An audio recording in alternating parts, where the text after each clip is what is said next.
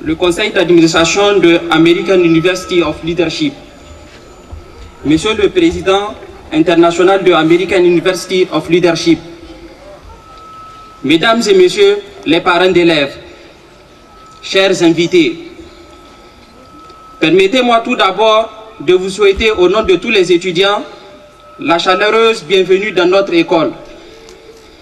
Permettez-moi aussi que je vous dise merci d'avoir accepté d'être là aujourd'hui pour célébrer la cérémonie de remise de diplômes aux lauréats de notre école.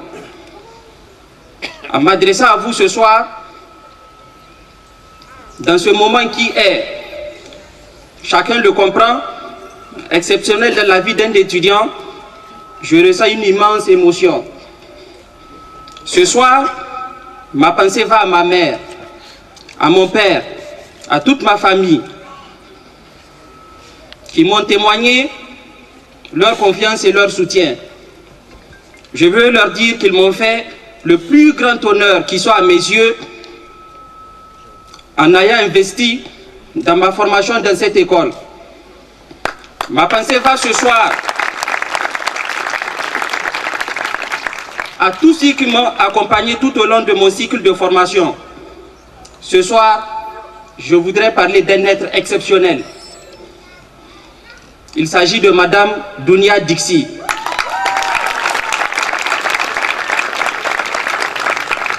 Madame Dounia Dixi, à cet instant si solennel, je voudrais vous dire toutes mes admirations, toute mon affection, toute ma gratitude et surtout tous mes respects. Je voudrais pouvoir dire que vous n'avez ménagé aucun effort pour me rendre la vie ici au Maroc supportable. Et que mes pépins vous ont toujours empêché de dormir lorsqu'ils n'étaient pas encore résolus. Je pense également à l'ensemble du corps professoral de notre école, ayant le travail pour sacerdoce. Il est composé de professeurs compétents et chevronnés, engagés et déterminés. Pour eux, enseigner, c'est avant tout essayer de concilier deux mouvements contradictoires. Celui qui pousse chaque étudiant à trouver sa propre voie et celui qui les pousse à leur inculquer ce qui est juste, beau et vrai. Leur stratégie consiste à donner à chaque étudiant l'estime de lui-même en lui faisant découvrir qu'il a des talents qui le rendent capable d'accomplir de lui-même ce qu'il n'aurait pas pu accomplir. Car comme le disait le maréchal de Lattre de Tassigny, une vérité domine toutes les méthodes. Avant de s'occuper de la jeunesse, il faut la comprendre et il faut l'aimer.